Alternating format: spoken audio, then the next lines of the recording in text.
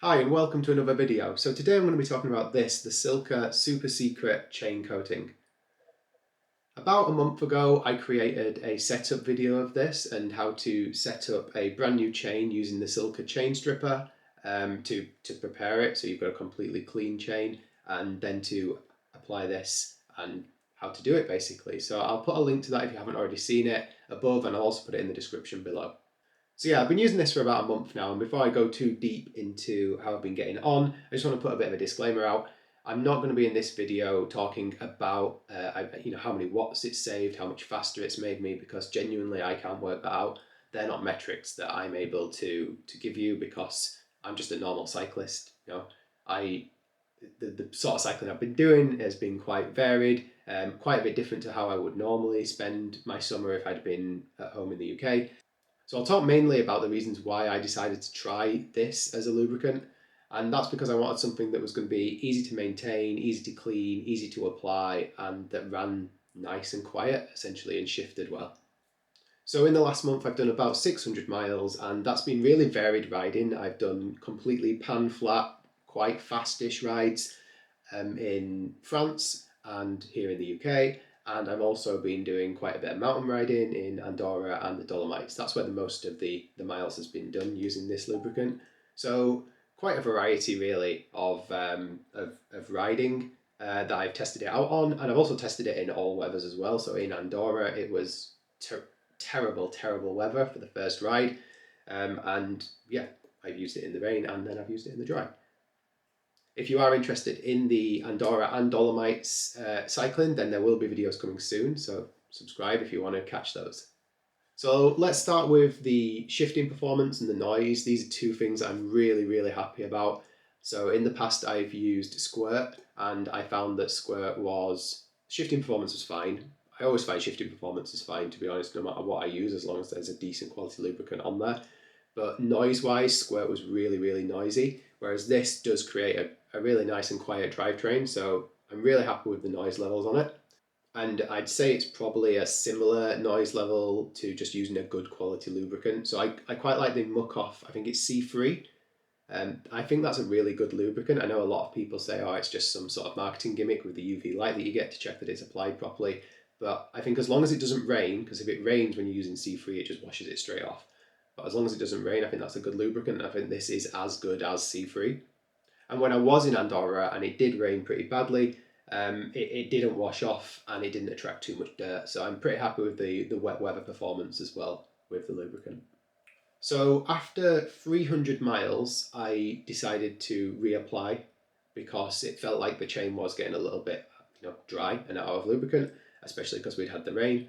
And I didn't know how to clean the chain, but I had previously listened to a Roadman Cycling podcast that featured the head of Silca on that podcast, and he recommended using boiling water on the chain, and that would then just melt the coating and strip it off completely. So I decided to try this method. So got the kettle out of the apartment, got outside and just ran boiling water over the chain, and it did strip a lot off it. I didn't put it on the cranks or the cassette because I didn't want to put boiling water all sort of around bearings and stuff. So I just did it on the chain itself. And it did clean it to an okay standard. Not good enough, I don't think. It does say on the bottle when you apply it to make sure that the chain is clean. And it's probably not as clean as Silca reckon it should be to apply this. But I was traveling. I had a limited amount of things with me that I could use. So it was a good and handy thing to be able to do. And then I reapplied it and it was fine. The chain wasn't as sparkling clean as it was in the first video, but it was still clean and looked good and ran good with the lube on it. One tip for applying this is try not to do it when the bottle is hot. So it is kind of a wax-based coating, so heat means that it is thinner and it's already quite thin. You have to shake it really well before you apply it.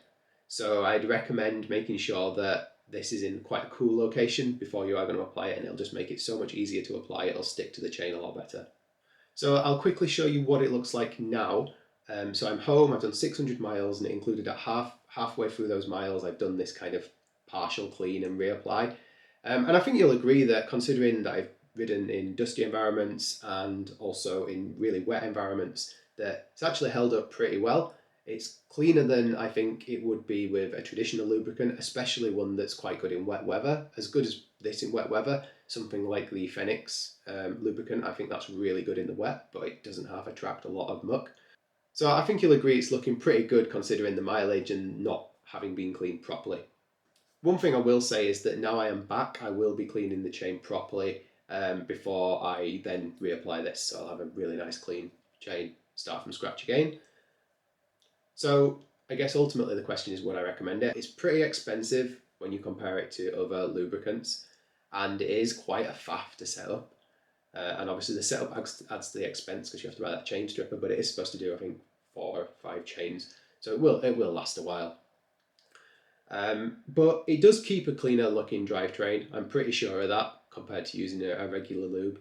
And the boiling water clean is a nice low hassle thing you can do, especially if you travel quite a lot. It's nice to be able to do that sort of like quick clean and get it mostly there, which obviously you'd never be able to do with an oil-based lubricant because water would just not do anything to it.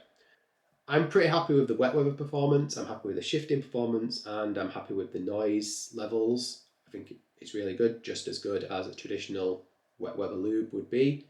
And I think it's way better than Squirt as well for cleanliness and for noise levels. Squirt, to clean it, they say you can just brush it off, but that just never works. So yeah, I think this is a lot better with the boiling water technique. Personally, I'm going to use this until it runs out, but I'm only going to use it on the Giant that I applied it to. I think that it is a hassle to apply it to other bikes, and I just can't be bothered. I don't think I'm getting enough advantage out of it. But I think for my bike that I use for especially traveling, it's going to be better for that. And also, if it is a bit quicker, which it may be, then the Giant is the bike that I do events on, so it makes sense to have it on that as well. When it runs out, will I buy it again or will I buy something different? Let's see how I get on. I might end up thinking, yeah, this is really good. I might go back to my winter bike with a traditional lube and think, oh, actually, the Silca was excellent. I should go back to that because I'm sick of riding in bad weather and having to clean the chain every single ride. But yeah, only time will tell. So yeah, that's my fairly short summary video of how I've got on with the Silca. And yeah, I hope it's useful. If you do have any questions, let me know in the comments below. I know a few people on the first video was asking when I do a follow-up. So yeah, it's finally here. And yeah, I'll catch you in the next one.